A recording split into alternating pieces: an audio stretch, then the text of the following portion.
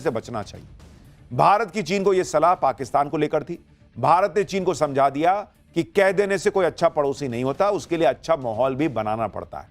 राजनाथ सिंह ने चीन के सामने ही पाकिस्तान के आतंकवाद का जिक्र किया, पहलगाम हमले का नाम लिया और चीन को बताया कि पाकिस्तान के जिस बर्बर हमले पर वो मुंह चुरा रहा है उसमें निर्दोष लोगों की जान गई थी। राजनाथ सिंह ने चीन के रक्षा मंत्री को यह भी बता दिया कि कैसे भारत ने ऑपरेशन सिंदूर में पाकिस्तान के आतंकी ठिकानों को तबाह किया। यानी चीन के सामने ही भारत उसे पाकिस्तान की बर्बादी की कहानी सुना रहा था और शायद चीन को थोड़ी अकल आए ये उम्मीद कर रहा था। भारत की तरफ से चीन को यह भी समझा दिया गया है कि इस सीमा विवाद में बेवजह न उलझे और ऐसे मसलों को तरीके से सुलझाए, और इसके लिए भारत की तरफ से स्टेप बाय स्टेप प्रक्रिया को अपनाने पर जोर दिया गया। पहले 2024 की डिसएंगेजमेंट प्रक्रिया का पूरी तरह से पालन किया जाना चाहिए। सीमा पर तनाव कम करने का प्रयास किया जाना चाहिए। फिर सीमा को निर्धारित करने के लिए बातचीत की जाए ताकि हमेशा के लिए बॉर्डर विवाद का निपटारा हो सके। राजनाथ सिंह ने कहा कि ग्राउंड पर एक्शन लेना होगा, जो अविश्वास पैदा हुआ है उसे कम करना होगा। भारत और चीन दोनों तरफ से एलएसी पर शांति बनाए रखने पर जोर दिया गया। चीन के रुख से यही लग रहा है कि ऑपरेशन सिंदूर में पाकिस्तान की धुलाई देखकर वो ये समझ गया है कि भारत से सीधे टक्कर लेने में फायदा नहीं है बॉस। मोदी ने चीन को टाइट तो किया ही, फिर ट्रंप का भी नंबर आया, जो भारत पाकिस्तान के मामले में बड़े उछल रहे थे। लेकिन पहली बात तो नरेंद्र मोदी ने ट्रंप के मुंह पर ही कह दी थी कि अपने काम से काम रखो, फोन पे बोला था। दूसरी बात यह है कि ट्रंप जिस तरह से अमेरिका का कबाड़ा करते जा रहे हैं उसमें उन्हें खुद को बचाने के लिए मोदी का ही सहारा लेना होगा। आप देखिए कि ट्रंप की नीतियों से अमेरिका का क्या हाल हो गया है। अमेरिका की जीडीपी में इस साल जनवरी से मार्च तिमाही में 0.5% की गिरावट दर्ज हो गई है, जो 2022 के बाद सबसे बड़ी गिरावट है। जबकि अक्टूबर दिसंबर 2024 की तिमाही में अमेरिकी अर्थव्यवस्था 2.4% की दर से बढ़ रही थी। भाई, ट्रंप के आने के बाद गिर गई अर्थव्यवस्था अमेरिका में। ट्रंप ने जनवरी में ही राष्ट्रपति पद की शपथ ली थी और आते ही पूरी दुनिया से टैरिफ वॉर छेड़ दिया, जिसमें अब अमेरिका खुद फंस गया है। ट्रंप के आने के बाद अनुमान था कि अमेरिका की अर्थव्यवस्था 0.2% तक गिरेगी, लेकिन यह तो 0.5% गिर गई भाई, जिसकी वजह ट्रंप की टैरिफ नीति को माना जा रहा है। एक्सपर्ट्स के मुताबिक अमेरिका की जीडीपी में गिरावट के पीछे सबसे बड़ा कारण इंपोर्ट में होने वाली भारी बढ़ोतरी है। एक्सपर्ट्स के मुताबिक ट्रंप के टैरिफ शुल्क बढ़ाने की आशंका के चलते अमेरिकी कंपनियों ने भारी मात्रा में विदेशी सामान ऑलरेडी खरीद लिया और इससे अमेरिका की जीडीपी सिकुड़ गई। ट्रंप के फैलाए टैरिफ वाले रायते से अमेरिका की अर्थव्यवस्था को झटका लगा है। अब ट्रंप के सामने यह चैलेंज है कि भूल को सुधारे कैसे। शायद यही वजह है कि ट्रंप ने अचानक चीन से डील होने का ऐलान कर दिया, लेकिन क्या डील हुई इसकी डिटेल नहीं दी। उधर चीन ने इस पर कोई जानकारी नहीं दी है। चीन से डील के साथ ही ट्रंप ने यह भी ऐलान कर दिया कि वो भारत के साथ भी बहुत बड़ी डील करने वाले हैं। यानी ट्रंप को लग रहा है कि अमेरिकी अर्थव्यवस्था का जो हाल होता जा रहा है उसमें पहले से ही बोल दो कि मैं ये डील कर रहा हूं, वो डील कर रहा हूं, ताकि पब्लिक का गुस्सा ना झेलना पड़े। साथ ही उनको यह भी समझ में आ गया कि भारत के साथ डील किए बिना वो इससे निकल नहीं सकते। सुनिए एक बार। China yesterday, right? Just signed with China. We have everybody. We're not going to make deals with everybody. Some we're just going to send them a letter, say thank you very much. You're going to pay 25, 35, 45%. That's the easy way to do it. And my people don't want to do it that way. They want to do some of it, but they want to make more deals than I would do. But we're having some great deals. We have one coming up, maybe with India, very big one, where we're going to open up India. Trump Bharat से deal करने की बात तो कर रहे हैं, लेकिन भारत ज्यादा भाव दे नहीं रहा। खबरें यह हैं कि भारत और अमेरिका के बीच जो ट्रेड डील पर बातचीत है वो अटक गई है। दरअसल ऑटो कंपोनेंट, स्टील और कृषि से जुड़े उत्पादों पर इंपोर्ट ड्यूटी को लेकर मतभेद की बातें चल रही हैं। सूत्रों के मुताबिक भारत की तरफ से कहा गया है कि वो डील करना चाहता है, लेकिन इसके लिए कुछ भी डील नहीं कर लेगा। भारत ने अपना रुख साफ कर दिया है कि वो जितना अमेरिकी प्रोडक्ट पर जहां छूट दे सकता था वो ऑलरेडी दे दिया है। अब फैसला यूएस को करना है। अगर 9 जुलाई के बाद अमेरिका रेसिप्रोकल टैरिफ्स भी लगा देगा तो भारत को लग रहा है कि वो इसके इंपैक्ट को झेल लेगा। यानी भारत ने अमेरिका को समझा दिया है कि भारत के हितों से समझौता करके डील नहीं होगी। जितना हम कर सकते हैं कर दिया, चलता है तो बताओ, नहीं तो चलते बनो। कृषि और कई ऐसे सेक्टर हैं जहां भारत को अपने घरेलू मार्केट को प्रोटेक्ट करना ही होगा।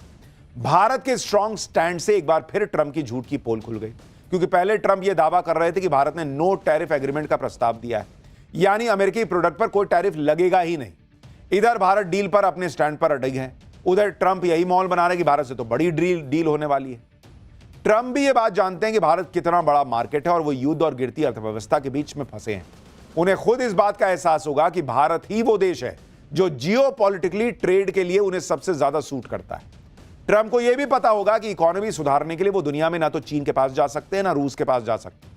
ट्रंप के लिए एक तरफ कुआं दूसरी तरफ खाई वाली स्थिति है। ऐसे हालात में अमेरिका की अर्थव्यवस्था को सुधारने के लिए ट्रंप को भारत से ही उम्मीद होगी, क्योंकि पाकिस्तान तो किसी काम का है नहीं। वो तो खुद कटोरा लेकर खड़ा हो जाएगा कि सब कुछ इसमें डाल देते, आप मुझसे क्या मांग रहे हैं। आप देखिए कि अभी भारत और अमेरिका के बीच कुल बायलैटरल ट्रेड 11,28,000 करोड़ रुपए का है। साल 2030 तक दोनों देशों का टारगेट इसे करीब 4 गुना बढ़ाकर 42,74,000 करोड़ रुपए करने का है। पास की डबल मुसीबत, इधर मोदी डुबाकर मार रहे, उधर पब्लिक पाक फौजियों को दौड़ा दौड़ा के मार रही। अब इसका चैप्टर खोल रहा हूं। प्रधानमंत्री नरेंद्र मोदी के सामने पाकिस्तान की फाइल अभी पेंडिंग है, क्योंकि पाकिस्तान सुधरने वालों में तो है नहीं, और पाकिस्तान का फुल एंड फाइनल जब तक नरेंद्र मोदी नहीं करेंगे तब तक पाकिस्तान उछलता रहेगा। इसलिए आप देखें कि फर्जी फील्ड मार्शल असीम मुनीर ने दोबारा वही कांड कर दिया है जो उसने पहलगाम अटैक से पहले किया था। असीम मुनीर ने एक बार फिर भारत के खिलाफ जहर उगला। असीम मुनीर ने कहा है कि पाकिस्तान कश्मीर में आतंकवादियों का समर्थन करता है और करता रहेगा। असीम मुनीर कह रहा है कि पाकिस्तान आतंकवादियों के लिए अपना राजनीतिक, कूटनीतिक और नैतिक समर्थन जारी रखेगा। असीम मुनीर ने खुलेआम झूठ बोला कि भारत के ऑपरेशन सिंदूर का पाकिस्तान ने मुंहतोड़ जवाब दिया। उसके मुताबिक वो नई गीदड़ भभकी लेके आया कि अगर भारत ने दोबारा ऑपरेशन सिंदूर किया तो पाकिस्तान जंग छेड़ देगा। तो छेड़ो ना, रोका किसने? मतलब ऑपरेशन सिंदूर में पिटने के बाद असीम मुनीर का दिमाग ठिकाने नहीं आया। और मैंने आपसे कहा था कि नरेंद्र मोदी ने पॉज बटन दबाकर दुनिया में मैसेज दे दिया कि देखो इसको लास्ट मौका दिए हैं, अगली बार फिर मारेंगे, क्योंकि उनको पूरा यकीन है कि यह मार खाने आएगा। मुनीर के शैतानी दिमाग में क्या चल रहा है आज आपको बताता हूं। क्या आपकी बार अमरनाथ यात्रा से पहले पाकिस्तान नई साजिश रच रहा है, जिसका हिंट मुनीर ने दिया भी है, उसके बारे में बताऊंगा। यह भी बताऊंगा कि कैसे मुनीर और शहबाज को मोदी डुबो डुबो कर मार रहे हैं और पब्लिक दौड़ा दौड़ा कर मार रही है। ऑपरेशन सिंदूर में पिटने के बाद जब से अमेरिका और चीन ने पाकिस्तान को पुचकारा है, तब से पाकिस्तान को लग रहा है कि वो अगली बार नरेंद्र मोदी की मार खाने से बच जाएगा। लेकिन पाकिस्तान इसी धोखे में अपनी कब्र खोदने में जुटा है। पाकिस्तान नेवी के पासिंग आउट परेड में के दौरान असीम मुनीर ने एक बार फिर अपने आतंकवाद प्रेम का इजहार किया। एक बार फिर भारत के खिलाफ उसी तरह की भड़काऊ बातें की जैसी पहलगाम टेरर अटैक से पहले कर रहा था। मुनीर ने भारत के ऑपरेशन सिंदूर में मारे गए आतंकवादियों को श्रद्धांजलि दी। वो कैसे कश्मीर में आतंकवाद और आतंकवादियों को फुल सपोर्ट देने की बात कर रहा है, एक बार सुनिए इसको। मुनीर को इसको खुद के सपोर्ट के लिए दुनिया से भीख मांगना पड़ता है। कह रहा कि यहां कश्मीर में जो है वो समर्थन करेगा आतंकवादियों का। तुम करो ना, मारेंगे यहीं पे आप आतंकवादियों को, जैसे मार रही है ना हमारी सेना, मारती जाएगी। और ये तो मरेगा नहीं, ये तो उधर बैठा है बंकर में छुपेगा, यहां भेजेगा आतंकवादी। असीम मुनीर ने पहले भी इस तरह की बातें की थी, जिसके बाद पहलगाम अटैक हो गया था। अब असीम मुनीर फिर से वही सब करने लगा है। हाफिज सईद और मसूद अजहर जैसे आतंकी जिनकी ऑपरेशन सिंदूर से हालत खराब है, उन सभी आतंकियों की फौज को असीम मुनीर फिर से खड़ा करने की कोशिश कर रहा है। रिपोर्ट्स के मुताबिक पाकिस्तानी सेना ऑपरेशन सिंदूर में तबाह हुए आतंकी ठिकानों और ट्रेनिंग कैंप्स को फिर से बिल्ड बना रही है। एलओसी के पास दोबारा से आतंकी संगठनों के लिए हाईटेक ट्रेनिंग कैंप्स बन रहे हैं। रिपोर्ट है कि पाकिस्तान और पीओके में फिर से 13 लॉन्च पैड डेवलप कर रहा है। इसके अलावा जम्मू सेक्टर में इंटरनेशनल बॉर्डर पर भी 4 टेरर लॉन्च पैड बन रहे हैं। इस बार टेरर कैंप्स में रडार और सैटेलाइट को चकमा देने वाली तकनीकों का भी इस्तेमाल कर रहा है पाकिस्तान। यानी ये नहीं सुधरेगा, ये लिख के हमने आपको पहले भी कहा था, रख लीजिए, और वही हो रहा है। इतना ही नहीं, ऑपरेशन सिंदूर में मारे गए आतंकियों के जनाजे के बाद अब पाकिस्तानी फौज ने तबाह हुए आतंकी अड्डों के रिनोवेशन की जिम्मेदारी भी अपने कंधे पर उठा ली है। जैश और लश्कर के हेडक्वार्टर को दोबारा से खड़ा करने के लिए पाकिस्तानी फौज ने अपनी जेब से 40 करोड़ रुपए का फंड जारी किया, और यह सब असीम मुनीर के ऑर्डर पर हो रहा है, जो एक तरफ तो अपने पालतू आतंकवादियों को दोबारा भारत के खिलाफ खड़ा कर रहा है, दूसरी तरफ कश्मीर के नाम पर पब्लिक को भड़काने में जुटा है। एक तो अंग्रेजी में बोल किसके ले रहा है, पाकिस्तान में कितने लोगों को समझ ही आएगा। असीम मुनीर जैसी बातें कर रहा है, उससे लग रहा है कि पाकिस्तान को ऑपरेशन सिंदूर की दूसरी डोज देने का वक्त बहुत जल्दी आने वाला है। पिछली बार जब असीम मुनीर ने भारत के खिलाफ जहर उगला था तो पहलगाम में अटैक हुआ था, और इस बार भारत के खिलाफ मुनीर के भड़काऊ बयान अमरनाथ यात्रा से ठीक पहले आए। एक्सपर्ट्स के मुताबिक पाकिस्तान के आतंकवादी इस मौके पर टेरर अटैक की कोशिश कर सकते हैं। स्लीपर सेल और आतंकवादी सरगना मुनीर के बयान को आतंकी हमले का आदेश मान सकते हैं। अब असीम मुनीर की मंशा चाहे जो हो, लेकिन पाकिस्तान यह भी याद रखे कि अगर भारत पर दोबारा कोई आतंकी हमला हुआ तो ऑपरेशन सिंदूर पार्ट 2 वहीं से शुरू होगा जहां से भारत ने छोड़ा है ऑपरेशन सिंदूर पार्ट 1। और फिर कोई रहम की उम्मीद भारत से ना करें ये लोग। असीम मुनीर भी ये बात समझ रहा होगा कि ऑपरेशन सिंदूर के बाद पाकिस्तान में अब वो दम नहीं है कि वो भारत से पंगा ले सके। इसलिए असीम मुनीर अपनी कमियों को छिपाने के लिए भारत के खिलाफ बयान दे रहा है, क्योंकि ऑपरेशन सिंदूर में भारत से मुंह की खाने के बाद असीम मुनीर की पहले ही मिट्टी पलीद काफी हो गई। ऊपर से पाकिस्तानी फौज को पाकिस्तान के अंदर ही खुली चुनौती मिल रही है। बलूचिस्तान में विद्रोह इतना बढ़ चुका है कि पाकिस्तानी फौजियों को पकड़ पकड़ कर मारा जा रहा है। अब पाकिस्तान में इस्लामिक स्टेट खुरासान प्रोविंस की एंट्री हो गई, जिसने बलूचिस्तान के पहाड़ों में अपनी ट्रेनिंग कैंप बनाने का दावा किया है। तहरीके तालिबान पाकिस्तान ने भी अब पाकिस्तानी फौज पर हमले तेज कर दिए। अभी शनिवार को ही तहरीके तालिबान पाकिस्तान ने वजीरिस्तान में पाकिस्तानी फौज के काफिले पर सुसाइड अटैक कर दिया था। इसका वीडियो भी टीटीपी ने जारी किया है, जिसमें दिख रहा है कि पाकिस्तानी फौज की एक गाड़ी के पास ब्लास्ट होता है और वहां पर गोलीबारी भी होती है।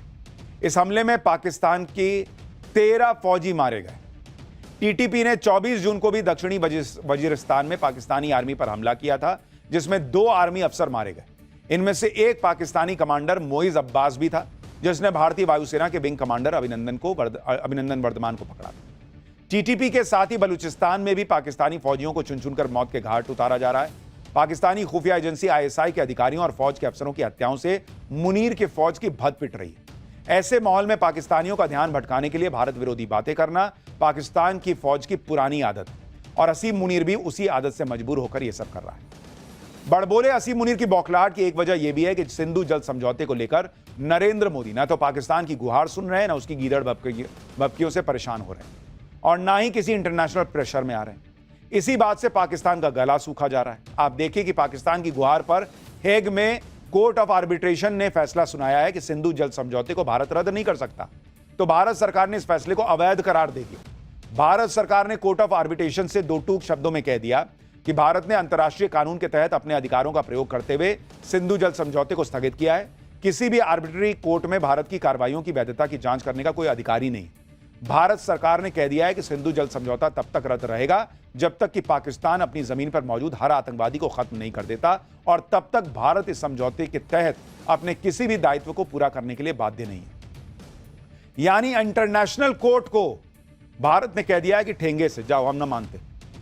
सिंधु जल संधि को बहाल करने से साफ इनकार करते ही भारत ने पाकिस्तान पर इसके साइड इफेक्ट्स का ट्रेलर भी दिखा दिया। भारत ने जम्मू कश्मीर में चिनाब नदी पर सलाल डैम के 12 गेट खोल दिए, जो बारिश की वजह से ओवरफ्लो हो रहे थे। अगर सिंधु जल समझौता लागू होता तो भारत को यह पानी रोकना पड़ता ताकि पाकिस्तान में बाढ़ की स्थिति पैदा ना हो, लेकिन अब कोई समझौता तो है नहीं। इसलिए अब डैम में ये जो पानी भरा है वो सैलाब बनकर पाकिस्तान की तरफ बह रहा है, जिससे वहां बाढ़ जैसे हालात बनने के आसार बन गए। तो पाकिस्तान जो है कभी सूखे से मरता है, कभी डूब के मरता है, वहां की पब्लिक मारी रही है, और अगर गलती से फिर आतंकी हमला किया तो भारत फिर मारेगा। तो ये तो चलेगा। पाकिस्तान की पर्ची निकलेगी तो उसमें मार खाना ही लिखा है, लेकिन पर्ची निकालने की बात हो रही है तो बागेश्वर बाबा की भी बात करेंगे। अखिलेश यादव का बागेश्वर बाबा पर बड़ा हमला, ऐसी कौन सी पर्ची है जिससे घबरा गए हैं इंडी वाले? एक कथा के 50 लाख।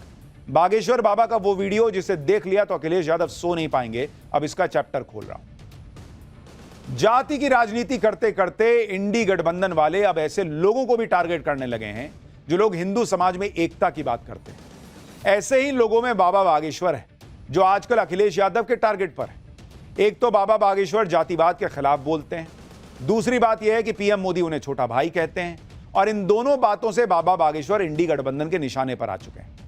इसमें अखिलेश यादव ने यूपी में यादव बनाम ब्राह्मण के मुद्दे को लेकर अपनी पीडीए वाली राजनीति करते करते बाबा बागेश्वर को निशाने पर ले लिया।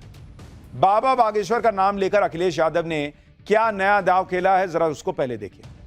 पहले यादव बनाम ब्राह्मण करने की कोशिश की गई, अब बागेश्वर बाबा की दक्षिणा पर सवाल उठाया गया है। बागेश्वर बाबा पर अंडर टेबल पैसे लेने का आरोप लगा रहे हैं अखिलेश यादव। बागेश्वर बाबा को महंगा कथावाचक बताने की कोशिश कर रहे हैं।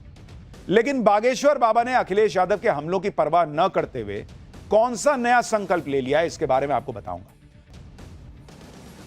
इतनी क्लिप्स में आपने गौर किया? अखिलेश यादव कह रहे हैं वो धीरेन्द्र शास्त्री टेबल के नीचे पैसा नहीं लेता है क्या? लेते हैं क्या? धीरेन्द्र शास्त्री, ना आचार्य धीरेन्द्र शास्त्री, ना धीरेन्द्र शास्त्री जी। और दूसरी तरफ देश के प्रधानमंत्री कह रहे हैं धीरेन्द्र, मेरे छोटे भाई धीरेन्द्र शास्त्री जी। कहां धीरेन्द्र शास्त्री बोल रहे हैं अखिलेश यादव, कहां धीरेन्द्र शास्त्री जी बोल रहे हैं नरेंद्र मोदी। यही बहुत बड़ा फर्क, इतने में आपको सारी कहानी समझ में आ जाएगी। अखिलेश यादव यूपी में पीडीए वाली राजनीति पर चल रहे हैं क्योंकि जातीय संघर्ष में ही उन्हें फायदा दिख रहा है। लेकिन किसी को समझ नहीं आया कि अखिलेश यादव ने अपनी इस राजनीति में बागेश्वर बाबा को अचानक क्यों घसीट लिया। पहले अखिलेश यादव का बयान सुनिए बागेश्वर बाबा, फिर बागेश्वर बाबा ने क्या जवाब दिया है, क्या हुआ है, बागेश्वर बाबा के अंडर टेबल 50 लाख रुपया लेते हैं कथा का, उनका कौन सा वीडियो है जो अखिलेश यादव को सोने नहीं देगा, सब दिखाऊंगा। पहले अखिलेश यादव को सुनिए तो।